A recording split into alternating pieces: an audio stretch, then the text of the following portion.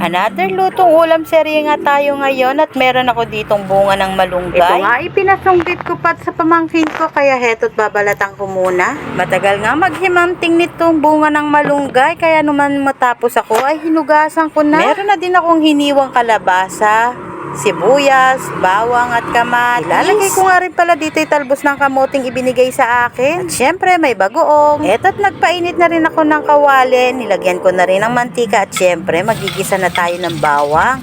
Halu-haluin ng bahagya, isunod ang sibuyas at syempre yung kamatis.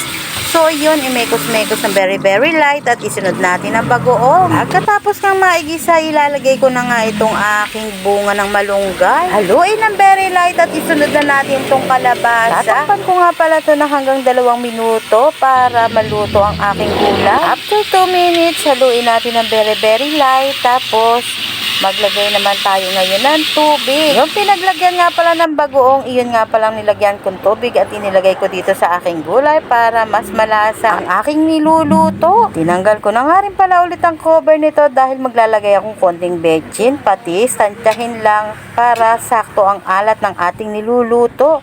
Heto at ilalagay ko na rin ang talbos ng kamote at naglagay rin ako ng 2 sili. Maglalagay nga rin pala ako dito ng ginisa mix para mas masarap ang aking nilulutong gulay. Pagkatapos nga niyan ay hahaluin natin syempre at heto na ang aking masustansyang gulay na niluluto ngayon. Okay na to at pwede na nating ihain. Maglalagay na nga pala ako sa aking mangkok para maumpisahan ko ng kumain. Ako nga lang pala ang kakain nito dahil ang mga kasama ko nga pala dito sa bahay hindi kumakain yan. Kaya naman heto, ay napakasarap nga naman. So iyon lang, hanggang sa ulitin.